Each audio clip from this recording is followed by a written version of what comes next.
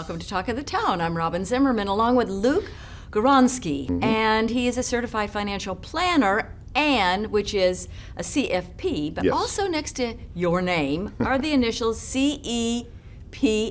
Yes. We know what a CFP is, but what is a CEPA? A CEPA is a Certified Exit Planning Advisor. All right. Not a lot of people have heard of that one. It's a newer designation, and it's really come about because of the need for it. So what it is I've been trained on how to go in and help business owners prepare their company to sell it and then to sell it. So depending on the CEPA and what their strengths are, what they decide to do, they could go from point A to point Z with the business owner.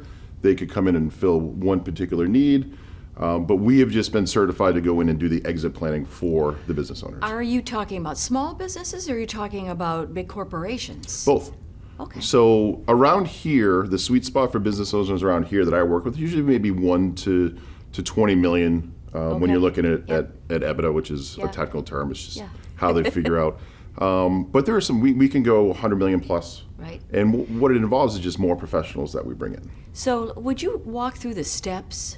Not in great detail. That would but take a when while. when you're working with a business to help them sell their company, what would be some of those steps in discovery and helping them to prepare and strategize? Well, step number 1 is called discovery. So it's funny you said. So and what it is I'll go in and what are the business owner's goals? What does he or she want to do? Or that.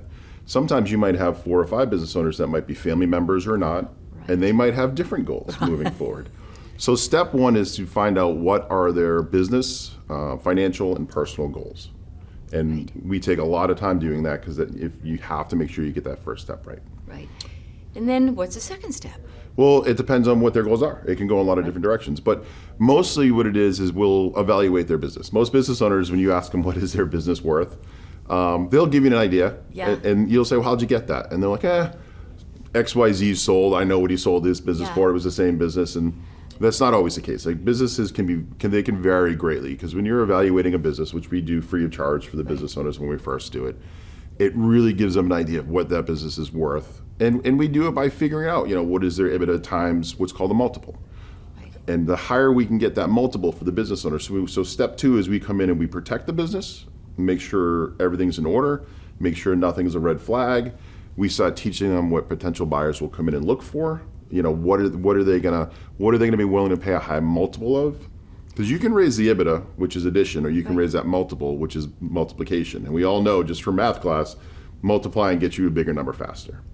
And so what really are the benefits to having someone like you in your company come in and help them through this process? Oh, that's a great question. Because if you've ever known business owners, you know that they are constantly putting out fires.